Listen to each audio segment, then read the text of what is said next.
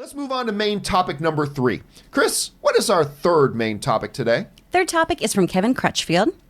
The new He-Man movie that Sony was producing starring Noah Centineo, Sony is looking to sell it now to Netflix. Rothman's reasoning behind the decision sounds like it stems from fear of another box office flop. THR notes that the lackluster performance of Men in Black International earlier this year played a role in Sony's newfound financial cautiousness. Handing distribution rights over to Netflix would minimize risk to the studio if the film turns out to be a dud. What are your thoughts? So, do you think that they're going to do this because of fear of it flopping, or are they doing this? Yeah, so here's the thing. Word started shooting around last night that Sony may be looking at selling the Man of Steel, the He-Man Masters of the Universe movie that they've got targeted right now for like a March 2021 release date. They went and hired some kid to play He-Man, which the only thing I can imagine is maybe he's Prince Adam, and they're going to get some John Cena-like body double to play He-Man, and that's possible, I guess. I don't know. But there's been no movement on this project whatsoever. And what the story they're talking about comes out of The Hollywood Reporter. That's talking that they heard word that they may be looking at moving this thing and dumping it off on Netflix because it guarantees some cash. All right. Going down to the second paragraph there, it says, but while the picture is on the calendar for release in March of 2021, sources tell The Hollywood Reporter that studio chairman Tom Rothman is exploring the prospect of getting risk-free cash for the pricey project by making it for Netflix instead. A studio source says talks are only preliminary, but such a deal would make Sony the next studio after Paramount to start making movies belonging exclusively, or almost exclusively, to the streamer. Now, the article goes on. It's a very, very good read. You can find it again over at The Hollywood Reporter, and I encourage you to check it out. It goes in and talk about how a number of studios these days right now are actually making some content exclusively for streaming services, or are creating divisions now within the larger companies to make content for streaming division. As a matter of fact, Warner Brothers itself has a division that is actually making content that they're looking to sell to other streamers, even though they've got HBO Max coming. So, I mean, it's creating a Wild West sort of playing field right now where we're in the midst of something where everything's just kind of shaking around. I think we're a couple of years away from seeing how it all ultimately shakes out at this point.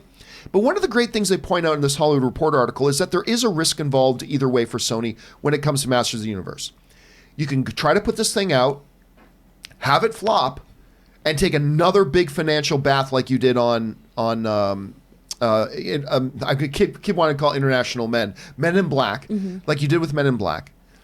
Or if you go with the Netflix route, you're playing it safer, but what happens if it's loved and beloved? You've just given away your rights to it, and you had a potential hit on your hand, and now you gave it away. So it's interesting. It is important to note, though, right now, Rob, that while a lot of people are running around running headlines that Sony is selling He-Man to Netflix, that He-Man is going to be on Netflix, that is not what is being reported. The actual report is there could be some preliminary talks going on right now exploring what the options are. That means it might happen, but it might not. So if you're seeing the headlines saying, did you hear that Master Universe is going to be on Netflix? Ignore those. That's not where we're at yet. It's not where we're at yet. Rob, you and I both know, and everybody else knows, the Hollywood filmmaking business is a high-stakes game of roulette. You know, you can do, as in life, you can do everything right with a movie and have it flop. You can do a lot of things wrong and get lucky and have a hit. It is every time you make a movie, it's a gamble. Sony is in a position right now where they've, put 50 on red and lost.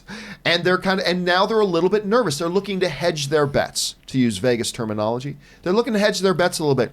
Let me ask you this, Rob. If you're in charge, let's say you are the right-hand man and chief counselor to Rothman right now over at Sony. And he comes to you, as all the Hollywood executives do, and say, Rob, all of them. All of them do. Say, Rob, I've got this conundrum. We've got this potentially popular franchise with Masters of the Universe and He-Man. But we just took a bath on a couple of high-profile projects. Should we go all in with this? Or should we just hedge our bets and go the Netflix route? What would you tell them to do in this situation? Well, first of all, I would tell them to listen to the words of Wesley Snipes in Passenger 57. Always bet on black, John. Of course. Not bet on red. Of course. But anyway, this is the thing. First of all, the He-Man franchise is very lucrative from a marketing perspective, obviously, because of the toys. I mean, that's what you're going to do. If you're going to bring back He-Man, you can't not re-energize a toy franchise or something. I know the world is changing. Kids are playing video games as opposed with action figures. But, you know, the thing about streaming, like you pointed out, there are no marketing costs, especially with Netflix. They'll throw out a trailer on YouTube and that's their marketing budget. But I think with a movie like this, you're either going to go all in on it or you're not. If you're going to make a He-Man film and you're going to in a post Lord of the Rings world, how do you put Eternia on the big screen? You have to make Castle Grayskull epic. You can't hedge your bets. But on the other hand, look what Netflix did with the Dark Crystal series. And maybe that's a way to go. Maybe they're looking at Netflix going, okay. But the thing about Netflix is if they want to own everything outright, why would Sony make a big franchise property that has a lot of upside in terms of sequels and merchandising and share that with Netflix? I can't see that. I think they're either going to make the movie themselves or they're just going to give it, like you said, they'll come up with a new division and it'll just be a Netflix movie. I can't see it's going to be some bifurcation or split because He-Man is too big of a franchise. If they do it right, it could be huge. Okay, but that's the thing. You used a very, very important word there. Could. It could also be a monumental flop. I mean, it could be that the era and the opportunity to do a Masters of the Universe may have come and went with the early 2000s. I mean, it's possible, right? I agree, but Netflix doesn't want to. There's this watching movies like the Cloverfield Paradox. You get the feeling that people are just unloading their bad movies onto Netflix, and Netflix doesn't want that. They wanted to be in business with studios. I get that, but when they start getting hand-me-downs or cast-offs, when Netflix is doing their own shows like The Dark Crystal, like the Breaking Bad movie, which drops tonight at midnight. I haven't seen it. Can't wait to see it.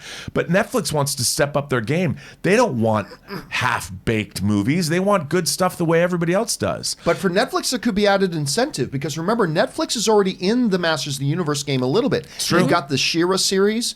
They've got the Kevin Smith animated stuff coming out. Yep. So it could be for them, a Masters of the Universe feature live action film could prove to be a bigger value play for them than say with anybody else. No, that is very, very true. But an animated series is very different from a live action movie, especially in terms of cost. And I think a Masters of the Universe film, to do it correctly, you're talking $150 million to $200 million investment, which would be the most expensive film unless they split the cost, which would be, by the way, if they did split the costs, they're creating a new model for Hollywood. I mean, the great thing about streaming services is you do not have the marketing dollars and the risk is mitigated. I'm not saying there's no risk, but streaming services, when it's a buyout, and it is. Well, they are the de facto distributor then at that point, absolutely. Right? Yeah. So it makes it much more, for a very risk-averse Hollywood, streaming services make it very attractive because, again, the reason they would want to share they're sharing the risk. Yeah, so, and that's what they're saying that Rothman could be doing. He's like, hey, look, we're going to spend $135 million on making this movie. Netflix is going to purchase it from us for $155 million. We make we make the movie, we get all the revenue back, and we get $20 million on top of that in profit. But then the risk is, what if it's ragingly popular? You just gave it away. Chris, first of all, let me ask you, what do you think they're going to do? And what would you do if you were in Sony's position? See, now I'm so torn after hearing you guys talk because before my initial thought was, no, send it on the big screen. He-Man should be this spectacle. I want to see that on a huge big screen with Eternia and all these massive fights. And I want it to be like bloody and intense and with big muscular men. And She-Ra. Give me She-Ra. And give her shorts. I don't care what anyone says. Why is she fighting in a skirt? Grow up. But now, I mean, with the Dark Crystal argument that Rob brought up, now I'm like, oh, yeah, that was really good. I think Dark Crystal Age of Resistance is probably one of the greatest things that was done this year. Oh, it's fantastic. It's so good. It really delivered. And that was something that I was very skeptical of going into because I love the original Dark Crystal so much. So I feel like maybe take the gamble and go for the big screen. But I feel like if you're already concerned about this movie, and it's not even in production, is it? No, I mean, no. yeah, So far from it. yeah. That makes me nervous already, though. If it's kind of a, well, I don't know if we should try to give it to somebody else. Like it sounds like they already don't believe in their own film. Yeah, That makes me nervous. Really sounds like. That's exactly it. Because I'm thinking if you're Rothman and you're looking at this and you say, I think we got something really special here. Mm-hmm. Listen, yes, it's a risk. Every frickin' movie you put out is a risk. Even if it's got the word Avengers on it. Yep. Every movie to some degree is a risk. Well, maybe not so much in Avengers, maybe, but just about everything else is a risk. So, but if you think you got something good, go for it. If you're like, hey, I think it's good, but I'm not sure how the audience is going to respond. I don't know, maybe Netflix becomes an option. Question here is, guys, what do you think about this? Number one, let's say you're in charge. Do you hold out, put it on big screen for the audiences the way real movies are supposed to be experienced? Or are you thinking, hey, there's a safer route here that we can still get the movie made and not lose any money by going with Netflix? Do you go that route? There's some pros to both of them. There's some cons to both of them. What do you think? What do you do? Jump down in the comment section below and let us know your thoughts. All right.